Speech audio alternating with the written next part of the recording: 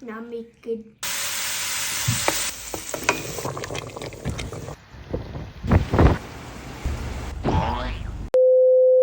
I'm very proud to say na maaga pa lang yan, nabisbisan na ako. Kaya naulanan gani ko.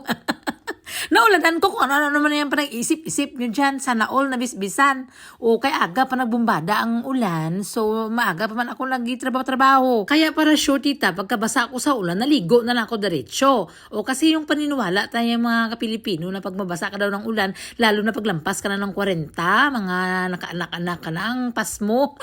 So ayoko din mapasmo tita. Baka magsipa-sipa tayo ng lata dito. Paano na lang yung mga anak ko dito, yung asawa ko.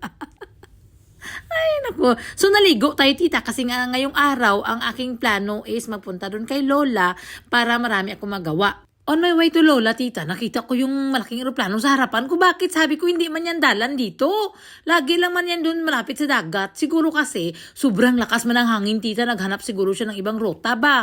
Kung paano niya talaga susuungin na makalanding siya. Kaya nag-stop ako doon sa tabi ng daan, tita. Ay, tingnan ko kung paano talaga siya makarecover. May pasulong siya, may ma-stop na naman.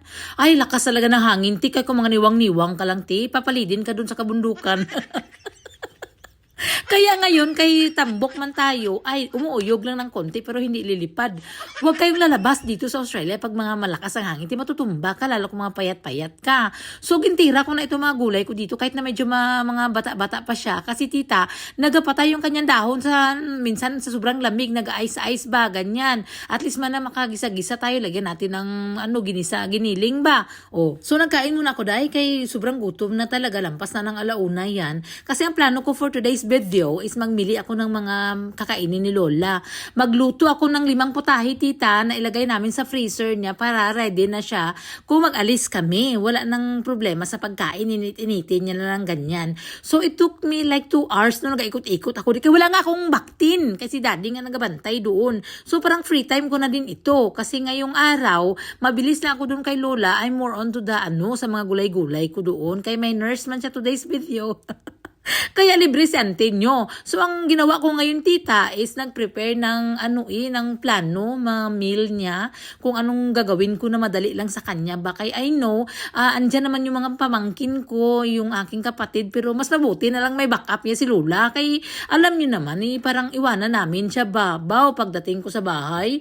Ang ulan, tinagbumbada, naging nervyos ako sining nagkakulor-kulor. Ganyo, nagting-ting-ting-ting na naman siya sa harapan ko. Sabi ko, call! Ang sasakyan natin, call, nagating-ting-ting-ting na naman. So, pagdating ko tita, nagkapi-kapi lang kami ni Uncle, nagpalitan na kami, tsaka napunta na din siya ng trabaho. Tapos, ay tiisintensyahan na natin itong chicken feet, tita, yung mga kahigba. Ginglagay ko sa pressure cooker, tita, kaya may nag-advise sa akin nung unang panahon nga, tita, yung chicken feet mo, pressure cooker mo para malambot-lambot siya. Oh. So, pagkatapos ko siya pressure cooker, dun ko na siya nail katiran, gipanguha ko yung mga kuko niya. Para mabilis lang ba? Kay frozen nga yung aming mga manok dito, tita. So, yan ay luto ko lang. Tapos, nagabumbada na naman ang ulan. Wala talagang humpay ang ulan ngayong araw, tita. Nagapista-pista ang bigatlan nga ulan. Oh, grabe. So, yung mga tanim-tanim ko, dapat ipalabas natin yan, tita, para mabisbisan din sila. Langan tayo lang lagi ang nabisbisan. One of my follower ba nakapansin, sabi niya, tita, ang oras mo puro na lang sa kusina. Parang totoo man bala. Hindi ko masyado, tita, nag-upo dun sa sala tsaka manood-nood ng movie. Parang nalulungkot ako ba. I love cooking talaga. Plus also nga tayo nagaluto ng mga pagkain ni Lola. So lagi ako naka-meal plan na bala kung ano naman gagawin ko. So when nagkakain ng mga anak ko dito ng kahig, yung chicken feet ba, paborito nila yan, te. Yung akin, nag-try si ate ng spicy kasi yung hinati ko yung chicken ba, nilagyan ko nung yung chili powder, yung akin, yung ka-inday acid, wala. Pero si ate, kay feel niya talaga ngayon, mag-try na ng kahang, yung maanghang ba. Ay, basta mga chicken feet yan, tita. Masarap yung kain inday acid. Uy!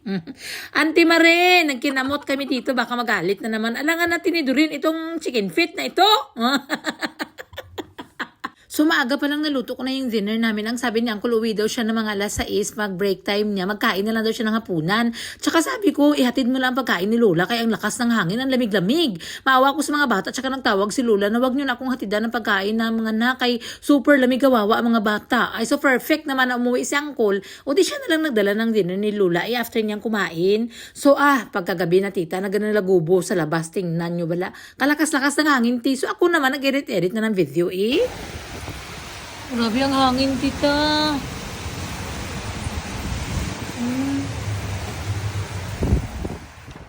Kaya ngayon inagahan ko yung vlog ko, tita, para pagdating ni Uncle ay maghag-hag na nga kami kay malamig nga. O, inggit kayo, no?